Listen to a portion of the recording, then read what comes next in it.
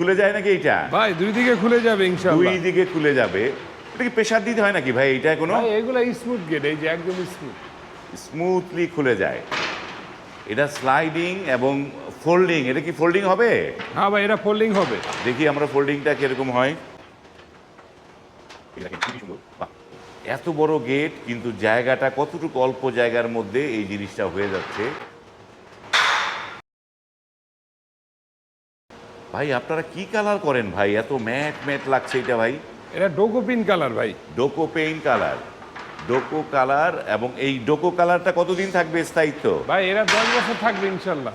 10 বছর ডোকো কালারটা থাকবে। 10 বছরে কালার ফেড টেড হবে না, তাই তো? না, 10 বছর ইনশাআল্লাহ কালার নষ্ট হবে না। কিন্তু এগুলো টেকসই কিরকম? কি কি মালামাল দিয়ে করেছেন?